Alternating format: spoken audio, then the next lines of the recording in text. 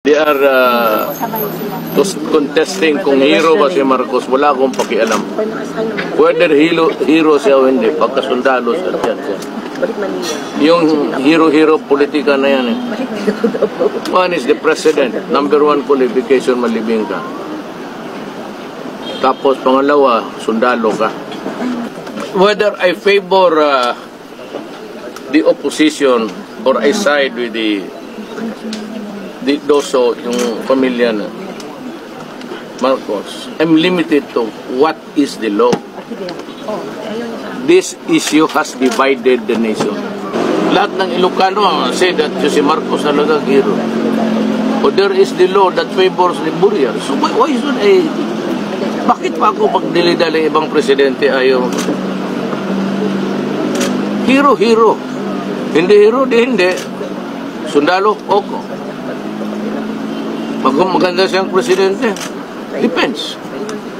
Almost half of the country says that he was a good president. Lalo na mga Ilocano. O di nasasaktan sila nitong ginagawa ngayon. So hindi nahihil yung... Lahat ng Ilocano, ang sikreto lang, may galit yan. Sa kanilang kapwa Ilocano. Several millions out of the 100 No, I don't think million so. You know why? Filipinos. You know why hindi mag-abot ng milyon yan? Tignan mo pagtakbo ni Bongbong. Ilang diferensya lang sila. It's about 200,000. Tapos sabihin ninyo na it's still fresh. Even Bongbong Marcos was, sabi niya, dinaya siya. Baka. Kung hindi siya dinaya, talagang manalo siya. So the election result, Mayor, is one of the parameters. Well, even then, I said, the number is very minimal. If it's an indication to you that there is no more such thing as a Marcos trauma, just look at the results of the election. It will tell you that si Lenes, naghabol silang dala. Ilan ang boto na ano? It's about 600 to 200,000.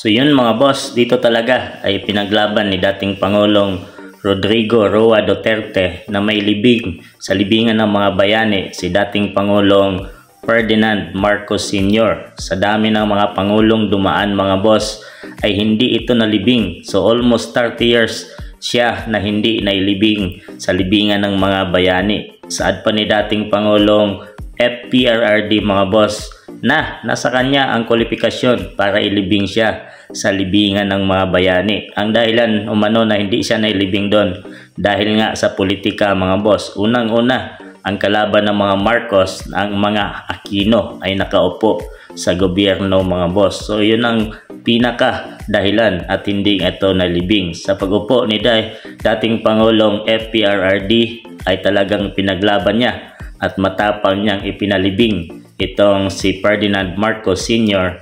sa libingan ng mga bayani dahil umano sinusunod lang naman ni Tatay Digong ang batas mga boss, dating Pangulo ng Pilipinas at isa nga siyang sundalo mga boss. So para saan ba't hindi siya ipalibing doon? So nangyari ngayon nung maupo bilang presidente ng ating bansang Pilipinas si Tatay Digong Duterte mga boss. Talagang pinaglaban niya ang mga Marcoses. Ang tanong dito mga boss, so ano na nangyari ngayon sa mga Marcoses? Bakit parang nagkalabuan na itong Marcos family at Duterte family mga boss? So para sa inyo, ano nyo sa palagay dito mga boss?